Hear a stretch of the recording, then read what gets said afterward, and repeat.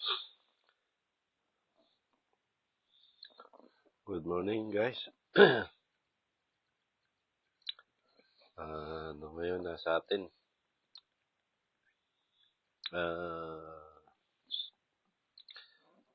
June 4, 2026.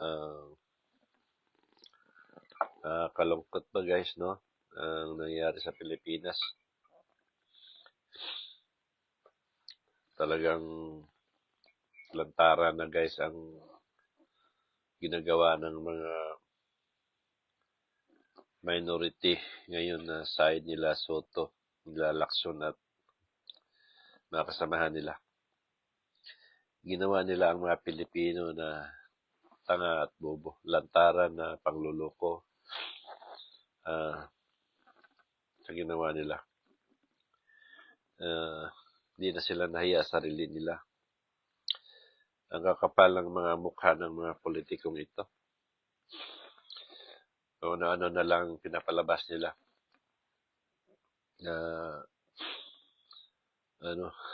Malusutan nila ang gagawin na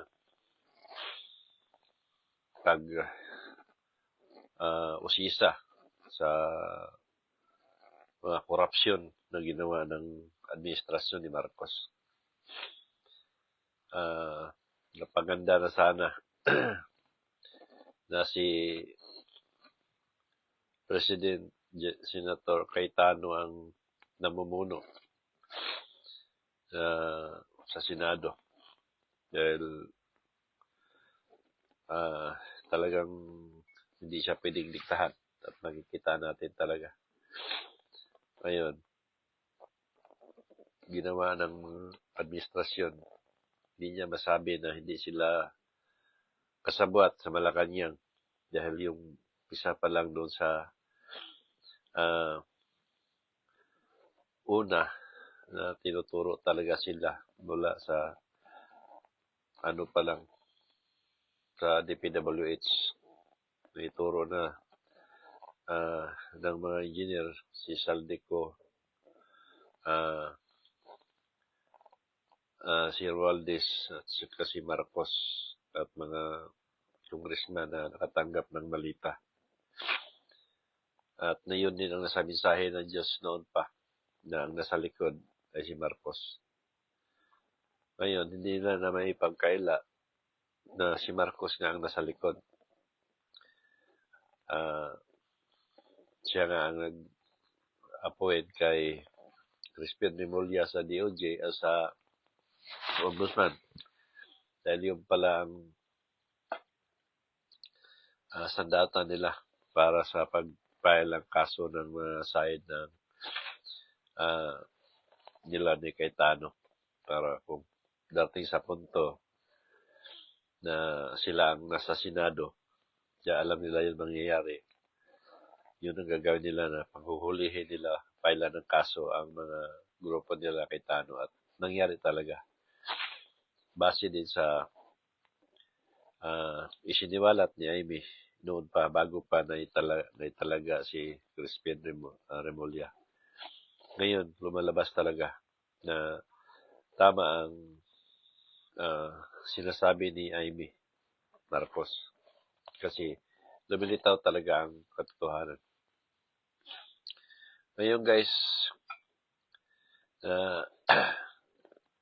si Cayetano na ang nandyan at bubuksan nila uli ang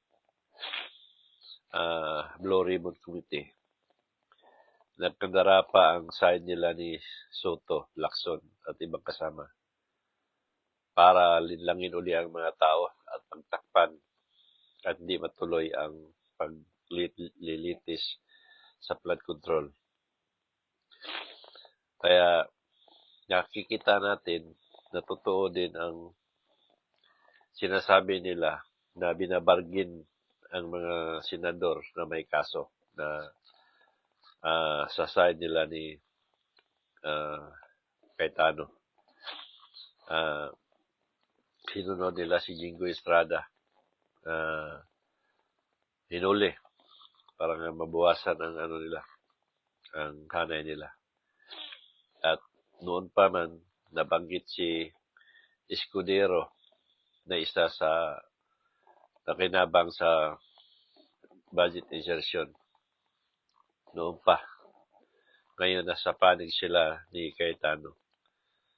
Totoo din ang nangyari sa balita at sa sinasabi din nila na binabargin nga kasi nga biglang bumaliktad si Escudero dahil naisip ni Escudero na matulad siya kay Jinggoy din na ipadampot na lang at nakasuhan sa ombudsman, kinasuhan sa ombudsman at yun din ang mangyari niya tulad kay Jinggoy. So, ang ginawa niya, bumaliktad siya ngayon. So, makikita natin guys, ang mga senaryo na ang corruption ngayon sa Pilipinas ay malaking sindikato na organized. Sinasabi natin na organized syndicate ng corruption. Kasi, kung mapansin ninyo, sa grupo nila ni Soto, Lacson, at iba pa, nila Tolpo brothers, sila yung mga nababanggit ng Marines. Una si Orly Gutisa at saka itong Iten Marines. Sila yung nababanggit sa mga testimony nila. Sila Tiberos at iba pa sa grupo nila ngayon na 11 yata. Sila yung mga taong na nababanggit sa mga nakatanggap na pira tulad la de Lima na isa din sa nakatanggap at iba pang mga congressman na madami sila na matanggap ng malita o bag na pera. So malinaw doon na dahil na lumipat si Escudero, nagpatunayan na totoo ang naisiwalat noon na mayroong malaking insertion na mayroon si Escudero. Kasi kung totoong wala, ipaglaban niya na wala at di siya matakot na kasuhan man kasi wala naman talaga siya. Pero dahil sa paglipat niya, para sa kondisyon na pag lumipat siya, ay burahin ang kaso niya at di siya makasuhan. Kaya si Escudero lumipat ngayon. So, makikita natin na ang hanay nila Soto, Lacson at Escudero at Toto Brothers at kasamahan pa nila ng Tiberos pa. Sila yung hanay ng grupo ng malita-malita at bagbag na pira. Kaya, pilit nilang sirain ang gagawin ni Cayetano. Pilit nilang pagtakpan. Diyan nga si Marcos ang nasa likod. Narinig ko sa balita na pinatawag yata si Escudero sa Malacanang ba? Totoo ba yan? Ngayon, kinausap siya ni Marcos siguro na baliktad ka na bago ka makasuhan. Kaya biglang sumupot si Escudero. So doon, lantarang pangluloko, panglilinlang sa mga tao. Isipin nyo guys, tax natin. Kahit sa Australia ako, nagbabayad kami ng tax sa mga meron kami sa Pilipinas. At nagpadala kami ng pera, may tax yan nakasama na kinukuha sa amin. Tax natin guys, sinisildo sa mga senador na ito. Tapos tayo mismo ang pinagluloko. Di ba? Ninakawan tayo ng harap-harapan ng mga taong ito. Wala nang solusyon na iba. Wala na. Cancer na ang sakit ng Pilipinas pagdating sa korupsyon. Ang batas, hindi niya sinusunod. Binabaluktot na nila. Kung ano-ano na lang dinadahilan para lang hindi matuloy ang investigasyon sa flood control. At ngayon, mismong senador, bawat senador, nag-away-away na sila ngayon. Sa grupo nila ni Marcolita, nila ni Cayetano, nag-away-away na sila.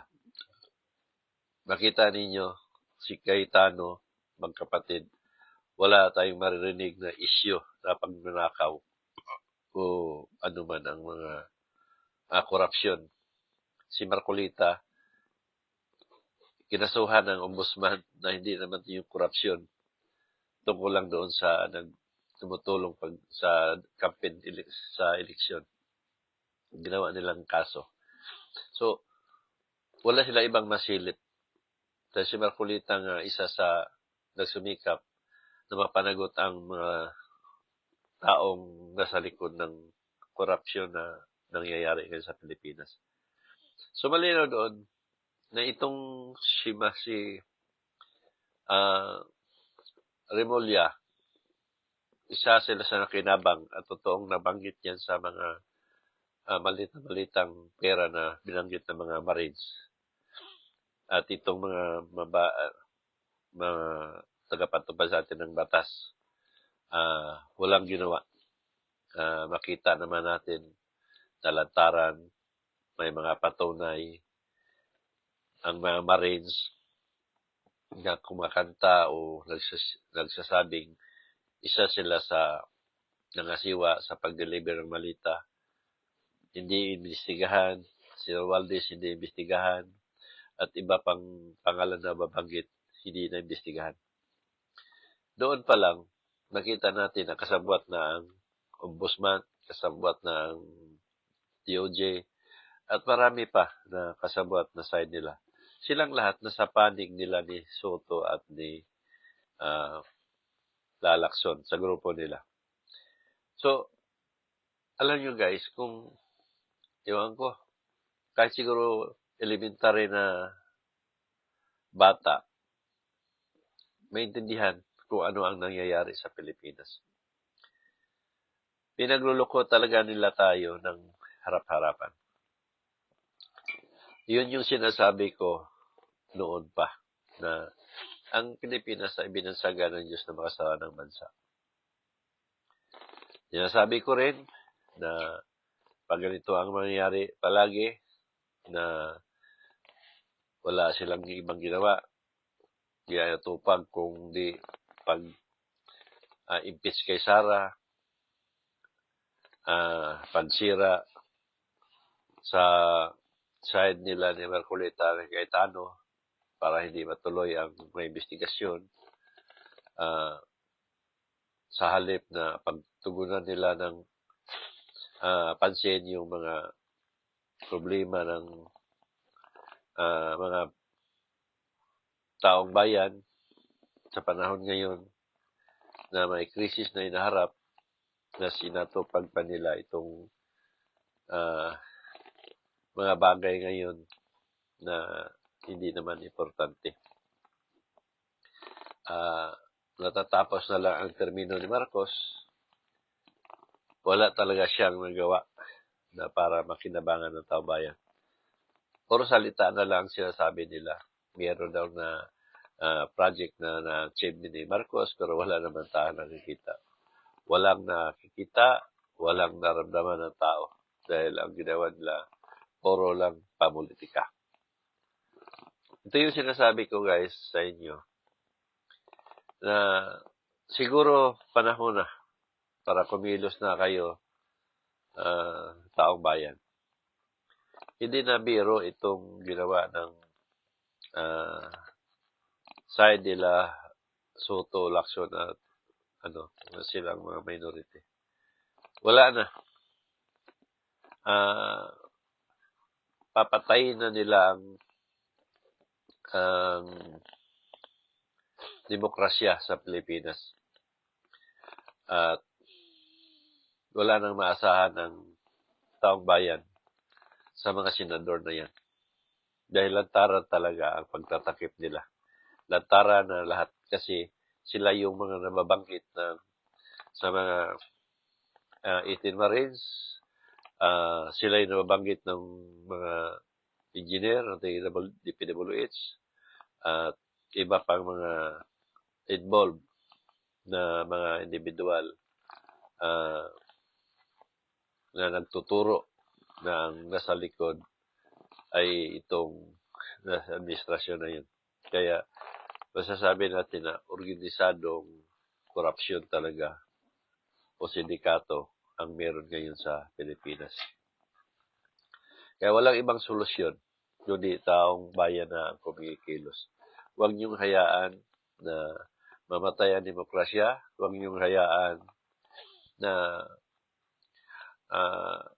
walang makinabangan ng sumusunod na mga henerasyon ng mga apo, anak ninyo sa darating na panahon. Dahil ito ngayon pa nga lang nilimas na ang pira ng taong bayan. Sa PhilHealth pa lang, wala na. Inubos nila ang PhilHealth. Makikita ninyo na ito yung mga ipinaglaban nila kay Tano, Marcolita at sa grupo nila. Na ipinaglaban nila ito dahil nakikita naman talaga natin, lantaran na. So, suportahan ninyo guys. Suportahan natin sila Marcolita at kay Tano. Huwag niyo hayaan sila. Sila yung nagsumikap na maibalik sa normal ang pagtingin ng mga tao sa pagpatakbo ng sa bansa natin, panggobyerno. Dahil nalugmok na ang Pilipinas sa kahirapan, kasamaan, korupsyon, at iba pa. Makita natin ngayon, nagkalat ang mga krimen sa Pilipinas. Hold up doon, hold up dito, drug doon, drug dito, pagnanakaw doon, pagnanakaw dito, karnaping doon, karnaping dito. Marami guys. Makita niyo sa balita, ang mga opisyal sa gobyerno, wala nang takot na gumawa ng kasamaan dahil mismong nasa taas ay masama na. Kita ninyo, sa pangkuhuli pa lang, wala na. Pagpamigay ng mga ayuda na pinagmalaki ni Marcos, mismong mga tauhan nila na ikaroon ng mga ghost ayuda. Nakita ninyo, maraming mga driver nag-complain na hindi sila nakatanggap, nasa listahan sila. Ngayon lumalabas na maraming ghost ayuda na nagkiklaim na doble-doble ang kiniklaim sa isang benepisyaryo. So, nakita natin guys, itong mga taong ito, mga tao sa gobyerno na itinalaga sa ika nga ni Marcos din para mamigay ng ayuda. Pero sila mismo walang takot na kumulimbat din na mapunta doon sa mga sa mga dapat na tumanggap na beneficiary na halagang 5,000 kukulimbatin pa nila na para sa mga driver na yan at sino yung dapat tumatanggap. Sila sweldado pero pinagtiyagaan nila ang 5,000 na mapunta din sa kanila. Kaya kawawa ang mga Pilipino guys. Wala nang akong makitang ibang paraan para matulukan yung korupsyon na harap-harapan ngayon. Grabe guys, nakakadismaya ng gusto ang ipinakita ng mga asal ng mga senador na ito. Ang side nila. Lantaran na talagang takot na takot sila na mabuksan uli ni Cayetano ang investigasyon sa flood control dahil lahat sila mababanggit dyan. Kaya talagang nagsumikap sila na hindi matuloy ang investigasyon. Kaya nag-aagawan sila ngayon sa Senado.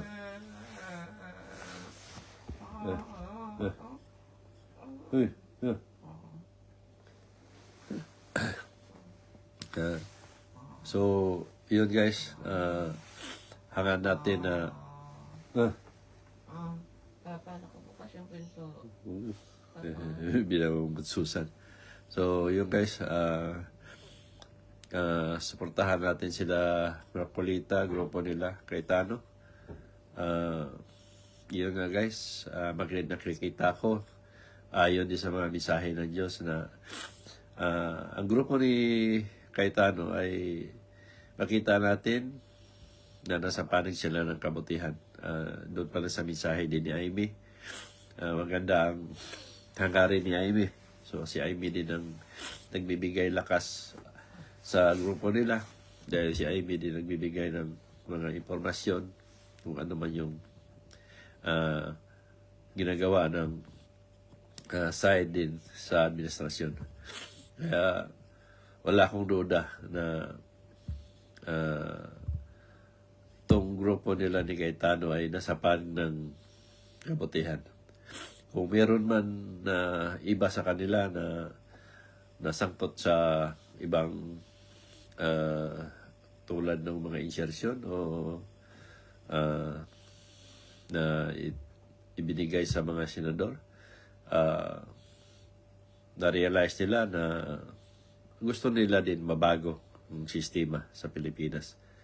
Dahil kung si Cayetano at yung kapatid niya, wala akong makikita na may korupsyon na nagawa itong senador na ito at si Marcolita. Kaya suportahan nyo guys, suportahan natin sila. Maraming paraan ang pagsuporta dahil nakakabahala itong lahat na nangyari sa Pilipinas. Kawawa guys ang bansang Pilipinas. Huwag natin hayaan na mangingibabaw ang kasamaan. Panahon na magising kayo, lalo na kayong na mismo nandiyan sa Pilipinas. Ang lahat na yan ay pinapatunay lang doon sa mensahe ng Diyos na sinasabi ng Diyos noon pa. Nag-umpisa ako ng siwalat 2013 pa sa Facebook na sinasabi ng Diyos, ang Pilipinas ay tinatawag kung makasalanang bansa. At ito na guys, lumabas na ang makasalanang bansa. So ngayon, dito din natin nakikita kung gaano ka sinungaling ang turo ng mga simbahan. Sa haba ng panahon na kumbate nitong mga korupsyon noon pa, maliit pa ako, nandiyan na yung korupsyon noon pa. Lumala lang ito sa panahon ito. Ngayon, narinig ninyo noon pa, maliliit pa kayo. Sa panahon ko rin, nagkamulat ako, nandiyan na narinig natin ang sinasabing ipagdasal natin ang mga opisyalis ng gobyerno na korap. Pero ipagdasal natin sila na mawala ang korupsyon. Tumanda na ako guys, 60 years old na ako, ganun pa rin, mas lalong lumala. Ngayon, saan natin nakikita ang sinasabi ng mga relihiyon, mga pare at mga pastor ninyo, na ang dasal nila at dasal ninyo na magsama-sama ay powerful. Na hindi naman ninyo nabago ang damdamin ng mga korap na tao. Bagkos lumala pa. So dito natin mapatunayan din na ang turo ng mga pare at pastor ay inutil at hindi totoo. How much more pa kaya pagdating na sa kaligtasan ng bawat isa sa inyo? Nagpatunay yan. Ng tinuturo nila ay hindi makapagligtas. Dahil sa buhay pa lang tayo, literally, walang nabago sa buhay ng tao. Hindi nila nabago ang damdamin ng mga taong salot sa lipunan. Ngayon, ipagpilitan nila at pinaniwalaan ninyo na ang turo ng mga pare at pastor ninyo ay powerful at galing sa Diyos. Nasaan doon? Na hindi nila napatunayan na sinasabi nilang ipagdasal natin ang mga taong ito. Ipagdasal natin sila. Di ba? Nasaan ang sinasabi nila ang pagsama-samang pagdadasal na maririnig din natin sa loob ng simbahan? na ipinagsigawan ng mga pare at pastor na sa mga membro kasamahan nila. Ipagdasal natin ang bansang Pilipinas dahil puno-puno ng korupsyon. Hanggang sa ngayon, korupsyon pa rin, left and right, hanggang sa kasalukuyan at lalong lumala. Kaya itong lahat na nangyayari na to, sampal ito sa mukha ng mga pare ninyo, sampal ito sa mukha ng mga pastor ninyo. Dahil sila mismo nagpatunay na sila ay tunay na ama ng demonyo dahil mismo nandun sila sa Senado. Nag-attend sila ng mga session hearing sa Senado. Maraming kaparian na loob ng Senado, mga pastor, pero hindi nila napabago ang damdamin ng mga senador na kampo ng mga kadiliman.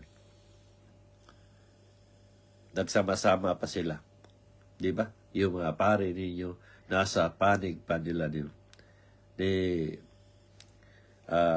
Soto at ni Lacson at kasamahan. Nasaan ngayon makikita natin na may totoong turo ang mga pare at pastor ninyo. Kaya, yung sinasabi ng Diyos na ang tunay na demonyo ay tao, makikita natin na totoo ang mensahe ng Diyos. Dahil nga, ang mga taong ito at kayo mismo ang nagpapatunay dahil nga walang nabago ang damdamin ng tao at sila yung tunay na salot sa lipunan. Kaya ang tao talaga ang tunay na demonyo sa mundong ibabaw na ito. Kaya guys, panahon na mag-isip-isip kayo ng tama dahil pag hindi, kayo din ang mawawalan. So, hanggang dito na lang. God bless sa inyong lahat. Good morning. At pagkikita natin ulit. Ngayon, sa araw na to, ngayon yata ang ng hearing sa Senado nila ni Cayetano. Pero tingnan natin kung ano mangyari. Dahil maangkin na rin sila Tulpo na sila ngayon ang